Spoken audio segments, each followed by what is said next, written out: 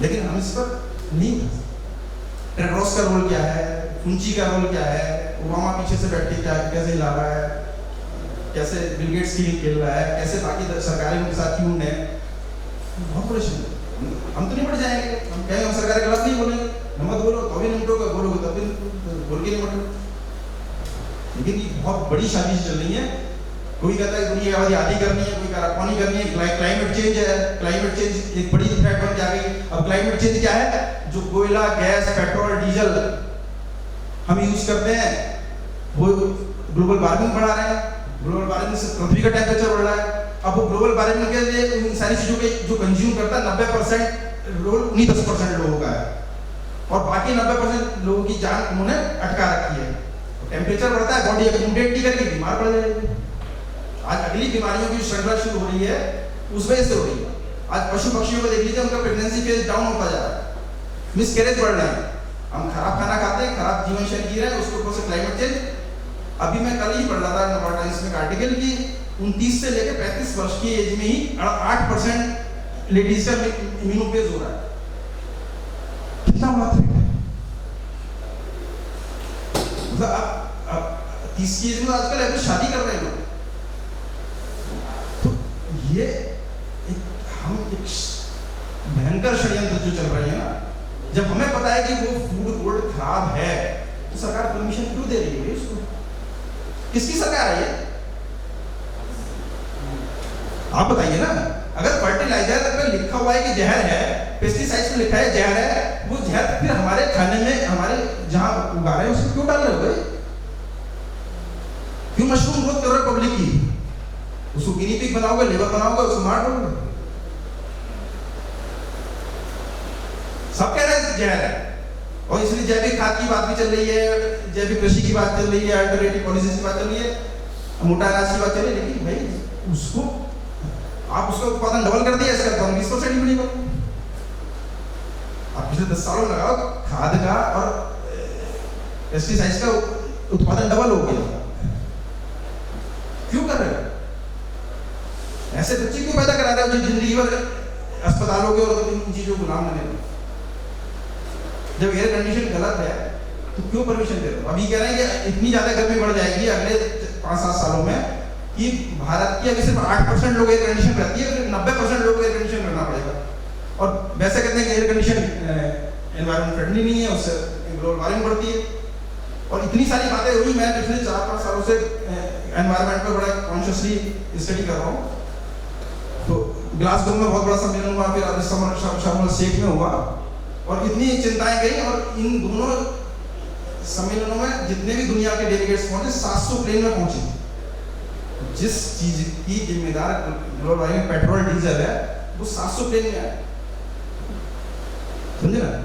और भारत में हवाई अड्डों की संख्या दुगनी हो गई पिछले 7 सालों में, जो सबसे ज्यादा।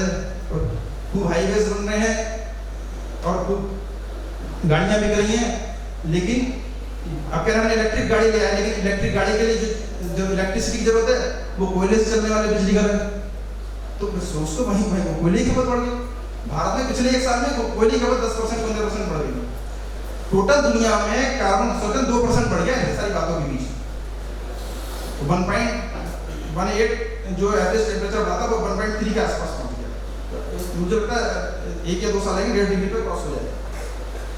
और 1.5 डिग्री क्रॉस होने के बाद कितने तूफान मचेंगे, कितनी भयंकर तूफान, बाढ़ें, सूखे। आप देख रहे हैं ना, कल बारिश हो रही थी, 30 अप्रैल में बारिश नहीं हुई। तो जब बेमौसम बारिश होगी तो फसलें बर्बाद होंगी, किसान बर्बाद होगा। मार्च में इतनी बारिश हुई, नवंबर, दिसंबर, जनवरी, फरवरी बारिश ही नहीं हुई। पहाड़ों पे गंगा जी गाँव पे गए, हमारे दोस्त कह रहे हैं गाँव में पानी नहीं थी, इतनी सी राहत है। और गंगा सूख गई तो पूरी जीवनदायी नहीं है, 60 करोड़ लोग तो ऐसे ही मर जाएंगे। मगर हम पागलों की तरह भाग रहे हैं उसी प्रॉब्लम में। हम यही कह ही नहीं रहे कि क्यों कर रहे हैं। 35% कॉफी का उत्पादन कम हो चुका है, 20% गेहूं का उत्पादन कम हो चुका है, 10% चीनी का उत्पादन कम हो चुका है। और अभी चावल के लिए आ रहा है कि अल नीनो का इम्पैक्ट आने वाला है, उसकी वजह से 40% बारिश कम होगी, तो चावल फिर कम होगा। दालों का उत्पादन कम है, 35% कपास का उत्पादन कम है भारत में। ये पिछले 3 साल के इम्पैक्ट बता रहा हूँ। अभी चूंकि सरप्लस है, हमें पता नहीं चल रहा, सिर्फ महंगाई, उनके दाम बढ़ रहे हैं क्योंकि व्यापारी दाम बढ़ा देता है शॉर्टेज दिखा के। लेकिन आगे तो सच में उनका प्रोडक्शन ओवरऑल कम होता जाएगा, हम कैसे जिएंगे, कैसे सर्वाइव करेंगे, कितने लोग मर जाएंगे, मगर हम सुधरने को तैयार नहीं, फिर भी जीडीपी, फिर भी रेस, फिर भी भागो।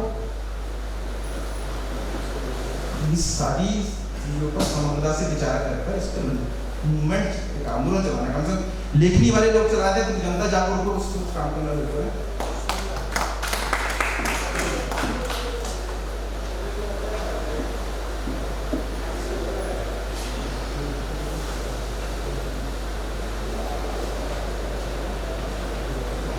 मुझे लगता है कि एक सबसे पहले तो ये मुझे कि स्वास्थ्य के क्षेत्र में पत्रकार हैं, उनके लिए कोच बनना चाहिए जो उनको सर्वाइवल दे सके, क्योंकि रोज की चैलेंजेज है।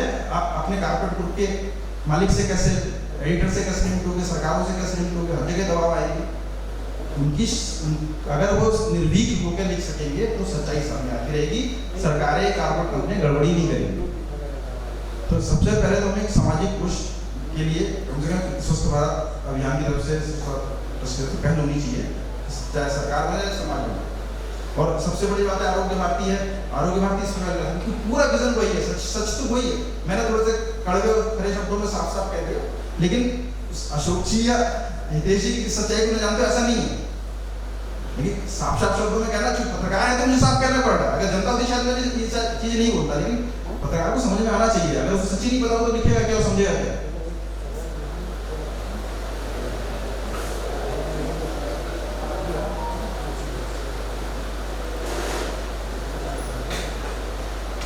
लगभग 90% टाइम हमारे बजट जो होते हैं पार्लियामेंट में बिना बहस के पास हो जाते हैं। इस बार बजट बिना बहस के पास हो जाते हैं।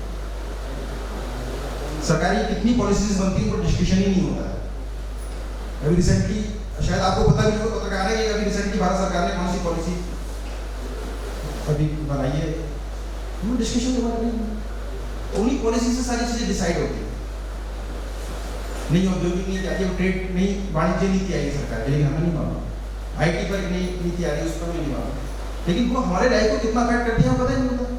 क्या नहीं कानून है जी, तो हमें जितनी उन पर बहस चलानी चाहिए, जितना उन पर डिस्कशन होती नहीं होगा। ये पूरी साजिश है, जानबूझकर दिन भर चैनलों पर कुछ और खबरें चलाओ, अखबारों में कुछ और चलाओ और चुपचाप कानून पास करके इम्प्लीमेंट करते हो। तो भारत में वही होता है कि उधर लोग कोविड में मर रहे थे, भाग रहे थे, उधर केजरीवाल अपनी कोठी में 50 करोड़ रुपए लगा। तो अब वो सच्चाई हमें ऐसा नहीं महापत्रकार को नहीं पता होगी, लेकिन हम उस सच को नहीं दिखाते।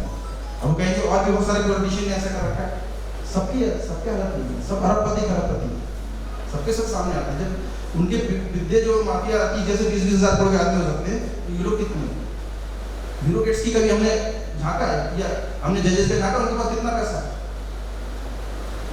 मैं आईएएस की कोचिंग कराता हूँ, मुझे मालूम मेरे कम से कम 2000 स्टूडेंट आईएएस और पीसीएस होंगे। मेरा कोई भी 10% को नहीं कह सकता कि वो ईमानदार नहीं होंगे, लेकिन मोर देन 80-90% सैकड़ों हजारों करोड़ में खेल रहे। कहां से हमारा आपका पैसा है भाई? फिर वो कारपोरेट बन जाते हैं, वो कारपोरेट बन के अपनी पॉलिसी इन्फ्लुएंस करते हैं। कानून हमारे हिसाब से बनता ही कहाँ है, लेकिन हम उसको लिखने वाले नहीं हैं।